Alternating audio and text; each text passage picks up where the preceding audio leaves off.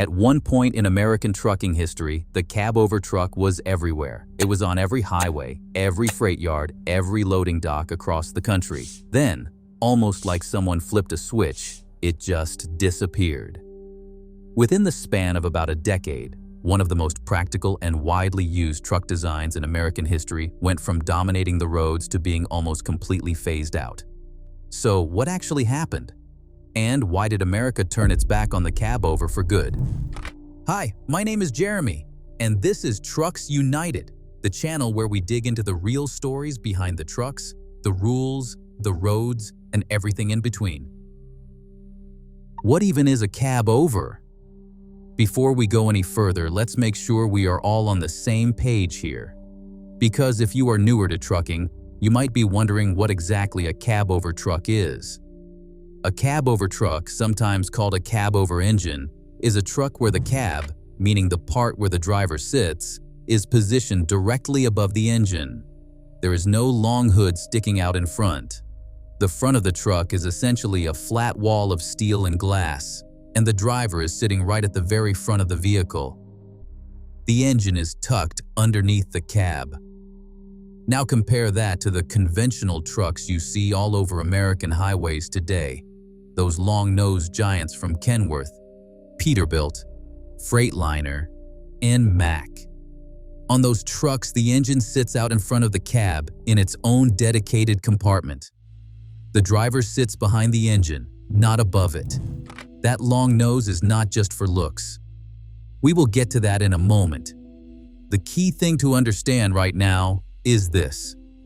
A cabover is a fundamentally more compact design. Because the engine is underneath the driver rather than in front of them, the overall length of the truck itself is significantly shorter. And for a long time in American history, that compactness was not just useful, it was required. The Golden Age, when cabovers ruled American roads. To really understand why the cabover disappeared, you first need to understand why it was so popular in the first place. Back in the 1940s through the 70s, cabovers were everywhere on American roads. Manufacturers like International, Mack, Kenworth, and White Motor Corporation were all building them, and truckers were buying them. And the reason came down to one thing: regulations. At that time, the rules limited the total length of the truck and trailer combined, the whole combination. So if you were hauling freight and trying to maximize every single inch of cargo space, the last thing you wanted was a long hood eating into that allowance. A conventional long-nose cab could burn through around 20 feet of your total legal length before you even hitched a trailer. 20 feet of lost cargo space. That is money left on the table on every single run. A cabover solved that instantly. The engine under the cab, a shorter overall truck, more room for cargo. For owner-operators watching every dollar, that was not a small thing. That was the difference between a profitable run and breaking even. So, for roughly 3 decades, the cabover was the smart choice, the economical choice, the American choice. And then, 1982 happened, and it changed absolutely everything. The rule that changed everything. 1982. Remember that year, because that is the year the United States government made a regulatory decision that would quietly but completely reshape the entire American trucking industry. Before 1982, as we just talked about, the length restriction in America applied to the total combination, meaning the truck and the trailer together. But in 1982, a new federal regulation came into force that changed what exactly was being measured. The new rule set the maximum trailer length at 53 feet. And here is the critical part. It no longer included the length of the cab in that measurement. Read that again, because it matters. The cab was no longer counted in the length restriction. What that meant practically was that truck manufacturers and truckers were now free to make the cab as long as they wanted without eating into their cargo space. You could build a cab that was 20 feet long, 25 feet long, and it did not cost you a single inch of trailer space. The trailer got its full 53 feet regardless of how big the cab was. And just like that, The single biggest reason to choose a cabover over a conventional truck was gone, completely eliminated, overnight. Now the conventional long-nosed truck was not just a comfortable option, it was the economically equal option. You could have your big comfortable cab and your full trailer length at the same time.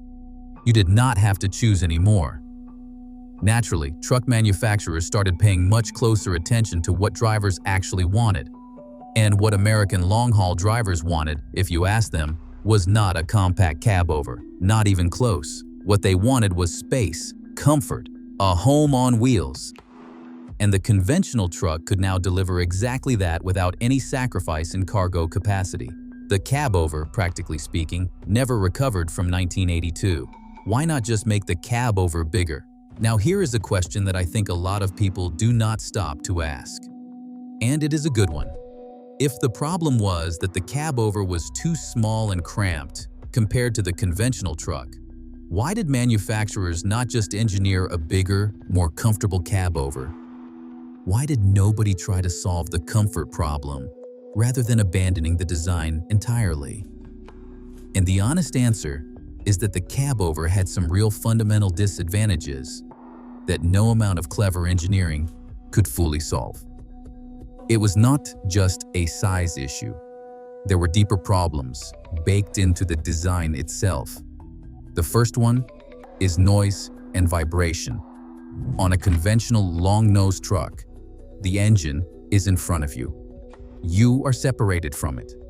The firewall, the hood, the physical distance between you and that diesel engine, all of it acts as a buffer. It keeps the noise and the vibration away from the driver's living space. On a cabover, the engine is directly beneath you. You are sitting on top of it. That engine noise and those vibrations travel straight up through the floor of the cab and into the driver's seat, the bunk, the whole living area. For a driver who is spending 11 or 12 hours a day behind the wheel, that is not a minor inconvenience. That is exhausting. And for a driver trying to sleep in their bunk after a long run, it is a real problem. The second issue is ride comfort. Conventional trucks have a longer wheelbase, the distance between the front and rear axles. A longer wheelbase generally means a smoother, more stable ride, because the truck is better able to absorb the bumps and imperfections in the road without transmitting them directly to the cab. Cabovers, by design, have a shorter wheelbase. That makes them more compact, yes, but it also makes for a harsher, bouncier ride over long distances. And in America, the distances are very long. We are talking about drives that stretch across multiple states, thousands of miles, days and weeks on the road. Over that kind of distance, the difference between a smooth ride and a rough one is not just about comfort. It affects driver fatigue, concentration, and ultimately, safety. The third issue is entry and getting in and out.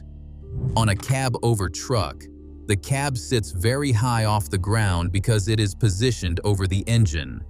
Getting in and out of the cab requires climbing a fairly significant height. For a driver who might be getting in and out of their truck dozens of times a day at fuel stops, weigh stations, loading docks, rest areas, that repeated climbing adds up.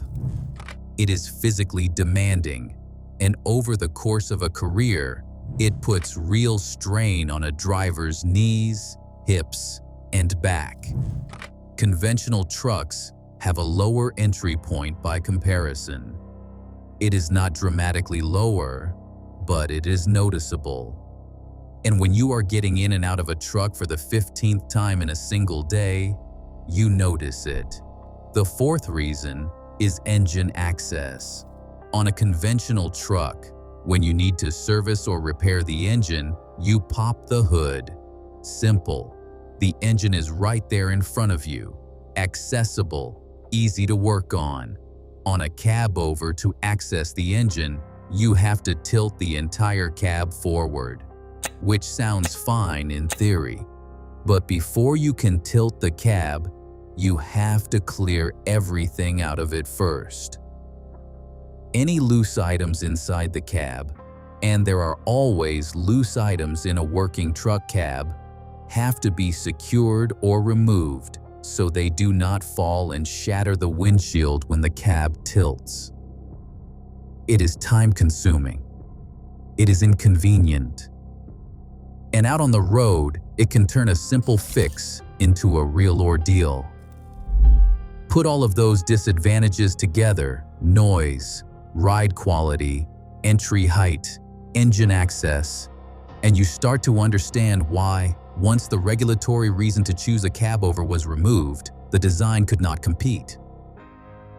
The comfort problem, owner-operators, and life on the road. Here is something that is really important to understand about American trucking culture, and it is something that makes the American market genuinely different from Europe and most of the rest of the world. In America, owner-operators are a massive part of the trucking industry. These are drivers who own their own trucks, not company drivers who clock in and clock out and go home to their families at the end of the day. These are independent operators who live in their trucks, literally live in them, for weeks at a time, sometimes for months. Their truck cab is their bedroom, their kitchen, their living room, and their office all rolled into one. And they take that seriously. American truckers customize their cabs with large sleeping berths, refrigerators, microwaves, televisions, storage wardrobes, and yes, some of them even have their own toilets in there. I am not joking. These are rolling apartments. Now try to imagine fitting that lifestyle into a cabover. It is possible, technically, and some European cabover trucks do have sleeper berths, but the geometry of a cabover makes it really hard to build a truly spacious, comfortable living space. The cab sits over the engine, which limits how low the floor can go and how the space inside can be configured. A conventional long-nosed truck does not have those constraints. The cab sits behind the engine on a longer frame, which gives designers much more freedom to build upward, outward, and backward into a proper sleeper compartment. These modern American sleeper cabs are genuinely impressive. Some of them have more living space than a studio apartment, and American truckers, especially owner-operators, are fiercely attached to them. So when the 1982 regulation change gave manufacturers the freedom to make bigger cabs without sacrificing cargo space, they did not hesitate. They built what the drivers wanted. And what American drivers wanted was comfort and space, and a cabover simply could not compete on those terms. Safety at high speed. There is one more major factor that we have not talked about yet, and it is arguably the most serious one: safety. In America, trucks are allowed to travel at significantly higher speeds than in Europe. In some states, trucks can legally travel at 80 miles per hour, or even a little beyond that. In Europe, trucks are speed limited to 90 kilometers per hour, roughly 56 miles per hour. That is a dramatic difference. At those higher American highway speeds, the question of what happens in a frontal collision becomes extremely important. And on a cabover truck, the answer to that question is not a comfortable one. On a cabover, there is essentially nothing between the driver and whatever they are about to hit. The driver sits at the very front of the vehicle. The windshield is the front of the truck. In a serious frontal collision at highway speed, the driver has almost no protection. The crumple zone, that critical space in front of the driver that modern vehicle safety is built around, simply does not exist on a cabover. On a conventional long-nosed truck, the engine compartment sits in front of the driver. That hood, that engine block, all of that metal and mass between the driver and the point of impact, it acts as a crumple zone. It absorbs energy. It gives the driver a fighting chance in a serious collision. At 56 miles per hour in Europe, the safety difference between these two designs is significant. At 75 or 80 miles per hour on an American interstate, it is potentially the difference between life and death. American trucking is a high-speed, high-mileage, high-stakes operation. The safety advantages of the conventional truck design are not academic. They are real, and they matter enormously to drivers, to manufacturers, and to regulators. Who still uses cabovers in America? Now at this point you might be thinking, okay, Jeremy, you said cabovers completely disappeared from America, but I have definitely seen flat-nosed trucks on the road. What is going on there? And you are right to push back on that. Cabovers did not disappear from America entirely. They just disappeared from long-haul freight operations, which is the dominant segment of the trucking industry. You can still find cabover designs all over American roads if you know where to look. Garbage trucks, cement mixers, fire trucks, delivery trucks operating in dense urban environments, tow trucks. All of these vehicle types still use cabover configurations, and for good reason. In a city environment, the advantages of a cabover flip back around. The compact length, the tighter turning radius, the better forward visibility with no long hood blocking the driver's line of sight. All of those things that are disadvantages on a long empty highway become genuine advantages when you are navigating tight city streets, backing into narrow loading docks, or working around pedestrians and cyclists. For those applications, the cabover never left. What Europe and Asia got right for their roads. And this brings us to something worth acknowledging honestly, because I think some people in the American trucking world are sometimes a little too quick to dismiss the cabover as an inferior design. It is not inferior. It is different. And in Europe and most of Asia, it is still absolutely the right tool for the job. European roads are older, narrower, and more winding. European cities were built centuries before the truck was invented, and the infrastructure was never designed to accommodate a 20-foot-long hood sticking out in front of a driver. European regulations still limit the total length of the truck and trailer combined to 18.75 meters, which is roughly 61 feet. That means European truckers face the exact same constraint that American truckers faced before 1982, and the cabover is still the logical response to that constraint. European cabover trucks from Volvo, DAF, Mercedes-Benz, Scania, and MAN are extremely sophisticated, well-engineered vehicles. They are comfortable, fuel-efficient, and perfectly adapted to the conditions they operate in. The cabover never needed to disappear in Europe because the reasons that drove it out of America simply do not apply there. Will the cabover ever come back to America? That is a fair question, and I get asked it regularly. The short answer is probably not, at least not anytime soon. The regulatory environment has not changed.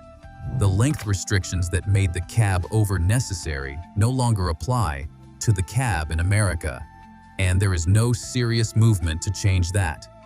American highways are still wide, straight, and built for high-speed, long-distance travel. American truckers still value comfort and space above almost everything else. And American truck manufacturers have invested decades of development into their conventional platform designs. There is also the electric truck question. You might think an electric truck, with no engine under a hood, would push designers back toward a cab over layout. After all, if there is no engine up front, why have a long nose? But interestingly, even the new generation of electric trucks in America, like the Freightliner e-Cascadia and the Volvo 5NR Electric, still use a conventional long-nose design. The batteries are mounted low on the frame rather than up front, but the cab and nose configuration stays essentially the same.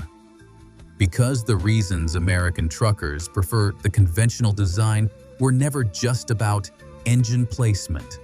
They were about safety, ride quality, and lifestyle.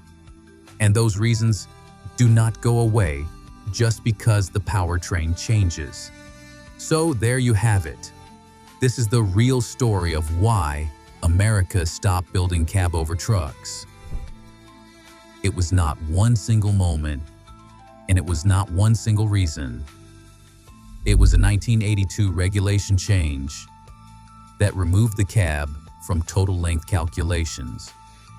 Combined with the uniquely American demand for livable space on the road, compounded by the safety realities of high-speed highway driving, and finished off by the simple fact that the conventional long-nose truck was better suited to the way Americans actually use their trucks. The Cabover was not beaten because it was a bad design. It was beaten because the conditions that made it the right design changed. In Europe and Asia, those conditions never changed, and the Cabover still rules the road there to this day. Understanding that difference, that there is no single best truck design, only the right truck for the right environment and the right rules, is one of the most important things you can take away from this channel. If you enjoyed this video, do me a favor and hit that subscribe button. Drop a comment below. Do you think the Cabover could ever make a real comeback in America, or is the long nose here to stay? I read every single comment, and I genuinely want to know what you think. Thanks for watching. We will see you in the next one.